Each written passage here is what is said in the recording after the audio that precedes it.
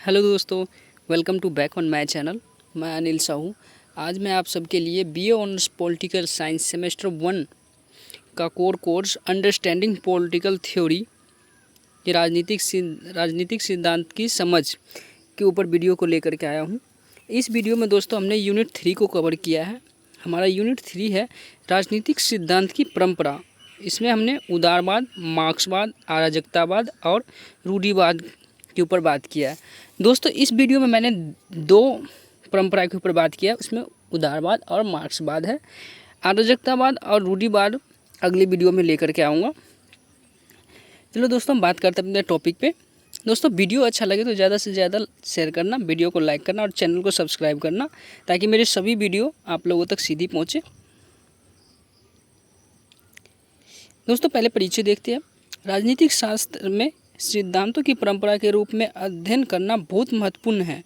राजनीति शास्त्र जो है उसके सिद्धांतों की परंपराओं का अध्ययन करना बहुत ही महत्वपूर्ण है, क्योंकि परंपरा के रूप में ही राजनीतिक सिद्धांतों का अध्ययन ऐतिहासिक विकास, कार्यशैली और सामाजिक बदलावों की विस्तृत समझ प्रदान करने में मदद करता है। राजनीतिक क्षेत्र के वर्तमान स्वरूप को समझने के लिए आधुनिक समय के 4 राजनीतिक सिद्धांत का अध्ययन अति आवश्यक है। इन आधुनिक सिद्धांतों का उदय 18वीं शताब्दी के आरंभ से शुरू होता है, जिनकी शुरुआत उदारवादी सिद्धांतों के रूप से देखा जा सकता है, जिसमें उदारवाद के समांतर अराजकतावाद एवं रूढ़िवाद का और विरोधाभास में मार्क्सवादी सिद्धांतों का उदय होता है। इन सिद्धांतों का प्रतिनिधित्व करने वाली ताकतें आर्थिक, सामाजिक और राजनीतिक परिघटनाओं की परिणति के रूप में सामने आई है। उदारवाद अंग्रेजी भाषा के शब्द लिबरलिज्म, जिसे हिंदी में उदारवाद के नाम से जाना जाता है, इसकी उत्पत्ति लैटिन भाषा के शब्द लिबर से हुई है। लिबर का शाब्दिक अर्थ है स्वतंत्र मानव वर्ग से है। उदारवाद की विचारधारा एक ऐसे समाज को गढ़ने का प्रयास करती है जिसमें व्यक्तिवाद को मूल्य के साथ प्रतिबद्धता के अलावा समाज में लोगों के हितों और महत्वाकांक्षाओं को पूर्ति करने का अवसर प्रदान करता है। उदारवाद की परंपरा यूरोपीय और ब्रिटिश संस्कृति में विभिन्न रूप से उत्पन्न हुई, जहां एक और ब्रिटिश उदारवाद में पुरातन और अनुभविक गुणों की विशेषता दिखाई पड़ती है, जबकि यूरोपीय उदारवाद फ्रांसीसी पुनर्जागरण और मनुष्य की अमूर्त तर्क के परिणाम है। उदारवाद की अवधारणा व्यक्ति के मूल्य, राजनीतिक और नैतिक सिद्धांतों पर टिका हुआ है। उदारवाद अपने सिद्धांत में तर्क को विशेष स्थान देते हैं। उदारवाद का मुख्य लक्ष्य सिद्धांत के स्तर पर परंपरागत उदारवाद मुख्यतः व्यक्तिवाद के मूल्यों का प्रतिनिधित्व करता है, जिसमें सभी व्यक्तियों की समानता और स्वतंत्रता को बनाए रखने का दावा किया जाता है। परंपरागत उदारवाद अक्सर स्वतंत्रता की नकारात्मक धारणाओं का प्रतिनिधित्व करता है। प्रारंभिक स्तर पर उदारवाद न्याय, उपयोजित समानता और सामान्य नागरिकता को बनाए रखने में विश्वास करते हैं। साथ ही क्षमता और योग्यता को आर्थिक व नैतिक आधार पर संशोधन के वितरण को न्यायोचित मानते हैं। समाज में सहिष्णुता भी उदारवाद का मुख्य लक्षण है। इस विचार का प्रतिनिधित्व जॉन मिल्टन, जॉन लॉक और जे.एस. मिल जैसे चिंतक करते हैं। इन विचारकों की मतानुसार धार्मिक सहिष्णुता और लोकतंत्र समाज और व्यक्तियों दोनों के विकास के लिए आवश्यक है। उदारवाद में राज्य की भूमिका। उदारवाद कानून व्यवस्था को बनाए रखने के लिए राज्य की संरचना और सामाजिक संविदा के सिद्धांत को तय करते हैं। इसकी शुरुआत आधुनिक समय में होब्स और वोलोक के विचारों से होती है। सामाजिक संविदा के सिद्धांत में समाज से राजनीतिक सत्ता का निर्माण होता है, जिसमें राज्य केवल तटस्थ भूमिका का निर्वहन करता है। राज्य में उदारवाद की भूमिका को इस आधार पर समझा जा सकता है। परंपरागत उदारवाद। उदारवाद का आरंभिक स्वरूप प्राकृतिक अवधारणाओं, उपयोगितावाद, आर्थिक उदारवाद और सामाजिक डार्विनवाद की अवधारणाओं पर आधारित है। थॉमस हॉब्स एक मजबूत सरकार की स्थापना कानून व्यवस्था और सुरक्षा को बनाए रखने के लिए करते हैं।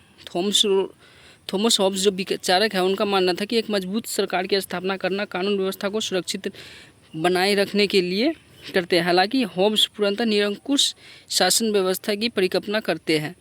इस निरंकुश शासन के रूप में हॉब्स ने राजतंत्र की स्थापना की वकालत की है। 17वीं और 18वीं शताब्दी में जॉन लॉक इंग्लैंड में और जेफरसन अमेरिका में मानव होने के नाते कुछ अधिकारों की पहचान की। लॉक ने जीवन, स्वतंत्रता और संपत्ति को मानव के 3 प्राकृतिक अधिकारों के रूप में परिभाषित किया। इन अधिकारों के अलावा राज्य शांति व्यवस्था को बनाए रखने, बाहरी आक्रमण से सुरक्षा देने और सामाजिक संविदा को लागू करने का कार्य करता है।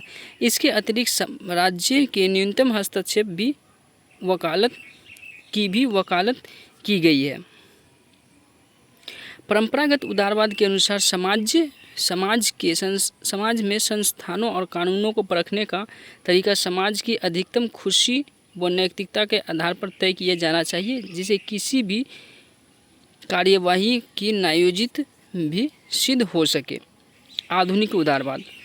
परंपरागत उदारवाद के विपरीत आधुनिक उदारवाद राज्य के पूर्ण हस्तक्षेप के स्थान पर राज्य को हस्तक्षेप और सक्रिय भूमिका में देखता है। आधुनिक उदारवाद है, परंपरागत उदारवाद क्या देखते हैं कि जो राज्य का जो परंपरागत उदारवाद का मानना है कि राज्य का हस्तक्षेप कम से कम होना चाहिए, लेकिन जो आधुनिक उदारवाद है इसका मानना है कि राज्य का हस्तक्षेप होना चाहिए। आधुनिक उदारवादी विचारकों में मिल, कांट, ग्रीन, एल.टी. हॉब्स आदि विचारक है। परंपरागत उदारवाद जहां आर्थिक उदारवाद पर बल देता है, वहीं आधुनिक उदारवाद सामाजिक पक्ष को अहम मानते हैं। आधुनिक उदारवाद ने समाज के मूल्यों को अपनाया है। इसके परिणाम स्वरूप गरीबी, बीमारी और अजंता को दूर करने के लिए सरकार लोक कल्याणकारी योजनाओं में निवेश करती है।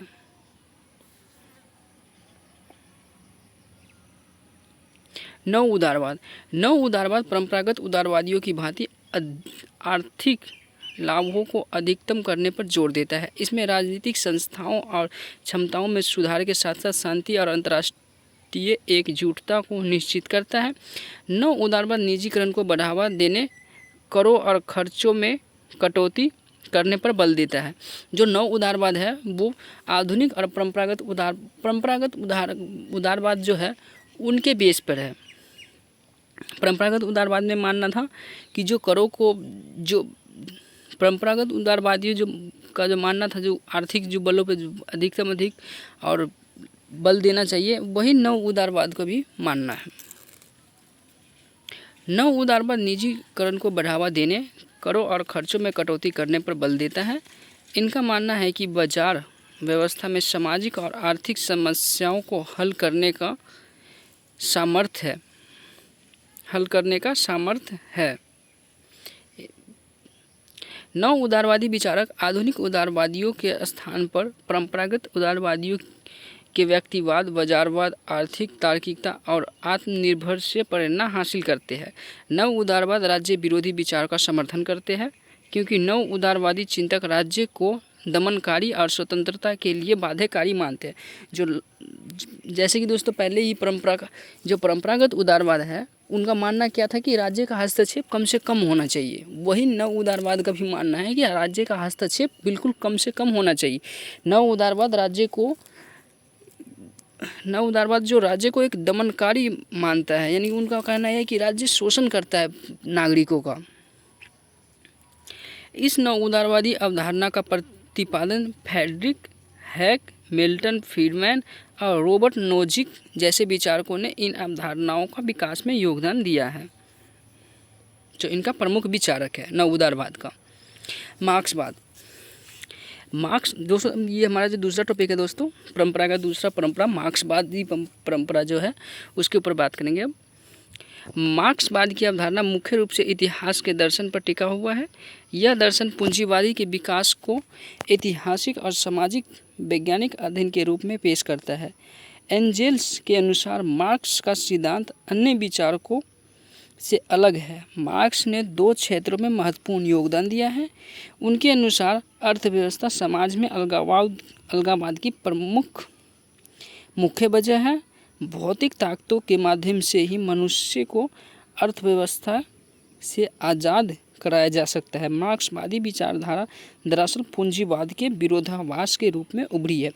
जो मार्क्सवाद की जो विचारधारा है दोस्तों, ये क्या है, ये पूंजीवादी जो विचारधारा है, जैसे कैपिटलिज्म जो है, इसका विरोध करता है।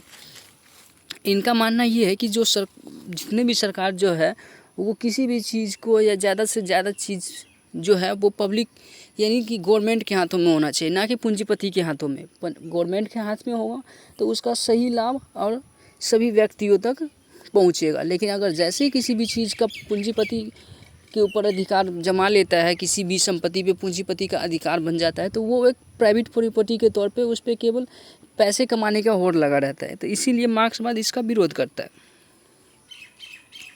समाज के विकास के परिप्रेक्ष्य में मार्क्सवाद ने अपनी पुस्तक द जर्मन आइडियोलॉजी में समाज के इतिहास का 4 चरणों में उल्लेख किया है। इस सिद्धांत के अनुसार विश्व का विभाजन और सामाजिक आर्थिक संरचनाओं का विकास आदिम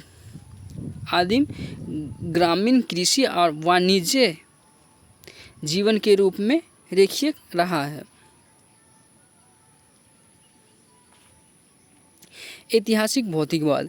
मार्क्सवादियों के अनुसार भौतिक परिस्थितियां मानव जीवन के लिए प्राथमिक है। यही भौतिक परिस्थितियां ही मानवीय सामाजिक और राजनीतिक चेतना को भी निर्धारित करता है। यह अवधारणा इतिहास की भौतिक समझ पर आधारित है। ऐतिहासिक भौतिकवाद के अनुसार समाज में वर्ग संघर्ष होना मानवीय इतिहास का हिस्सा रहा है। इसके अनुसार इतिहास के सभी महत्वपूर्ण घटनाओं के पीछे शक्तिशाली आर्थिक ताकतों का हाथ रहा है। उत्पादन के संसाधनों में परिवर्तन से समाज खास तरह से के वर्ग में विभाजित हो जाता है। समाज में यह वर्ग आपस में एक दूसरे के साथ संघर्षशील अवस्था में रहते हैं। जैसे कि दोस्तों हमने पहले बताया कि कैसे एक पूंजीपति जो है, जो कैसे एक किसी भी चीज़ पे अपना हक जमा, अभी जो देखते हैं दोस्तों रेलवे को जो प्राइवेटाइज कर रहा है तो उसके ऊपर हर जगह विरोध हो रहा है। जो दोस्तों जैसे ही रेलवे प्राइवेटाइज हो जाएगा तो जितना सुविधा अभी और जितने सस्ती में हम सफ़र करते हैं उतना सस्ता टिकट नहीं रहेगा। उसके लिए हमें बहुत पैसे देने होंगे सफ़र करने के लिए। तो मार्क्सवादी विचारधारा के जितने भी विचारक थे वो जो पूंजीपति जो विचारधारा है इसका विरोध करता था खुलकर। अर्थव्यवस्था। मार्क्स के अनुसार पूंजीपति अपनी संपत्ति मजदूरों के श्रम से बनाते हैं। पूंजीपति अधिक से अधिक संपत्ति इसलिए बना पाते हैं क्योंकि वे मूल्य को निश्चित रकम अपने पास रखते हैं। जो मार्क्सवादी का मानना है दोस्तों, जो पूंजीपति है वो अधिक से अधिक संपत्ति कैसे बनाता है। जैसे हम मजदूर हैं तो मजदूरी करके जो हमें तो मिलते हैं 100 रुपये, लेकिन जो पूंजीपति है वो हमसे 100 रुपये दे करके हज़ारों की मजदूरी कराता है। तो ऐसे ही है। 1859 में a contribution to the critique of political economics में मार्क्स लिखते हैं कि सामाजिक चेतना और कानूनी व राजनीतिक रचनाएं का आधार आर्थिक व्यवस्था होती है।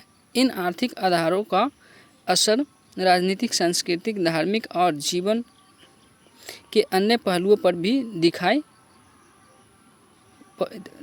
दिखाई देता है।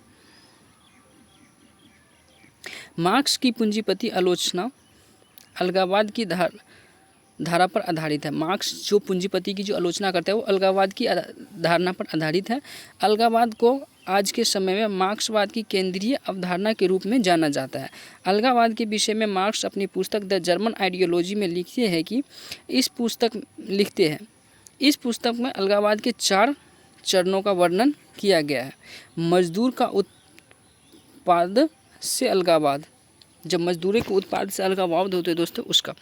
अक्सर पूंजीवादी उद्योगों में मजदूर ऐसे उत्पादों का निर्माण करते हैं जिसे वे स्वयं के उपभोग के लिए नहीं बल्कि बाजार व्यवस्था से लाभ को अर्जित करने के उद्देश्य से निर्मित करता है।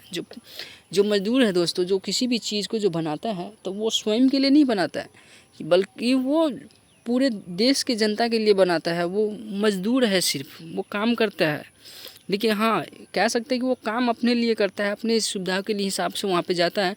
लेकिन जो जितने भी प्रोडक्ट बनाता है वो सीधे बाज़ार में आता है और उससे जो पैसे बेनिफिट होते हैं वो किसके पास जाते हैं? पूंजीपति के पास। श्रम प्रक्रिया से अलगाववाद। मजदूरों को अधिकतर परिवेश के अधीन कार्य करना होता है। उद्योगों में तकनीकी कार्य के लिए योग्यता एक गर्त और कार्य की सीमा श्रमिक प्रक्रियाओं को नीरस बना देती है। सहकर्मियों से अलगाववाद। कार्य का सामाजिक न होने के कारण अक्सर मजदूर में स्वार्थ की भावना देखी जा सकती है। जैसे हम देखते हैं दोस्तों कि अभी कम कार्य है तो ज़्यादा से ज़्यादा मजदूर सोचता है कि मैं करूँगा इस काम को, और वो इस चक्कर में झगड़ा भी कर लेते हैं और वो स्वार्थ के लिए, अपने स्वार्थ को पूरा करने के लिए करते हैं। मजदूर का स्वयं से अलगाववाद। पूंजीवादी मजदूरों के लिए ऐसा माहौल बना देते हैं जिससे मजदूर एक वस्तु की भांति कार्य करता रहता है। कम वेतन और ओवर टाइम करने की वजह से अक्सर मजदूर स्वयं के परिवार और विश्राम के पलों से दूर हो जाता है। मार्क्सवाद के अनुसार शोषण और अलगाववाद ही पूंजीवाद में क्रांतिकारी परिवर्तन का मुख्य कारण बनेंगे। इससे व्यक्ति उत्पादक के रूप में समाज के खिलाफ स्वयं को दमन और उत्पीड़न से मुक्त करने के लिए संघर्ष करेगा। इसी कारण यह परिवर्तन नैतिक होगा। वर्ग संघर्ष के जरिए समाज से इन विभाजनों को हटाया जा सकता है। जो मार्क्सवाद का मानना है दोस्तों, उनका कहना ये है कि हम जब तक संघर्ष नहीं करेंगे, जब तक ये पूंजीवादी सिस्टम जो है ये ख़त्म नहीं होगा। अभी के टाइम में भी देखते दोस्तों कि हर टाइम हर चीज़ को इंडियन गवर्नमेंट प्राइवेटाइज कर रहा है, हर चीज़ को पूंजीपति के हाथों में दे रहा है। ऐसा नहीं होना चाहिए, फिर भी हो रहा है। परंपरागत और नव मार्क्सवाद। परंपरागत मार्क्सवाद को 2 मुख्य चरणों में देखा जा सकता है। पहला, इस समूह में द्वितीय अंतर्राष्ट्रीय संगठन के सिद्धांतकार, जिसमें कार्ल कोट्स्की और प्लेखनेव जैसे लोग शामिल थे। बाद में यह कार्यकारी संगठन के रूप में उभरी, जिससे रोसा लग्जमबर्ग, लेनिन और लियोन जैसे लोग शामिल थे। इस समूह के परिणाम स्वरूप कम्युनिस्ट इंटरनेशनल 1919 में स्थापित किया गया। जो कम्युनिस्ट इंटरनेशनल है दोस्तों, वो जो है परंपरागत मार्क्सवाद के जो विचारक है उनके द्वारा स्थापित किया गया था। नव मार्क्सवाद ने वर्ग विश्लेषण पर पूर्ण विचार करने पर जोर दिया है। इसके अनुसार परंपरागत मार्क्सवाद केवल 2 वर्गों में विश्लेषण तक सीमित है। नव मार्क्सवादी आधार और संरचनाओं के बीच के संकरनीय संबंध को तोड़ने में भी सफल रहे। ग्रीस ने इस विषय पर अपना तर्क व्यक्त किया कि पूंजीपति केवल असमान आर्थिक और राजनीतिक शक्ति के जरिए ही शासन नहीं करते, बल्कि आध्यात्मिक और सांस्कृतिक रूप में बुर्जुआ प्रधानता में जेमिनी के जरिए भी शासन करते हैं। जो इन्होंने एक विचारक है दोस्तों, गर्मिश, इन्होंने क्या कहा है कि जो पूंजीपति है ये राजनीतिक और आर्थिक शक्ति से ही हम को शोषण नहीं करते हैं, हम पे राज नहीं करते हैं, बल्कि जो आध्यात्मिक और संस्कृति है, जो हमारा संस्कृति जो है उससे भी हम पे राज करते हैं। क्योंकि जैसा ये लोग चाहेंगे वैसे ही हमारे देश की संस्कृति के ऊपर भी दबाव डालते हैं। हाल ही में दोस्त देखते हैं हम पहले कि जैसे हम गुलाम थे, 1947 में आज़ाद हुए हैं, उससे पहले जो हम गुलाम थे तो ब्रिटिश सरकार ने हम पे अपनी संस्कृति थोपा। अभी भी हम ज़्यादातर फॉरेन कल्चर ही अपना रहे हैं, फास्ट फूड खाते हैं, जीन्स पहनते हैं, इंडियन कल्चर बिल्कुल भूल गया है और लुप्त होता जा रहा है कहे तो सीधी तौर पे।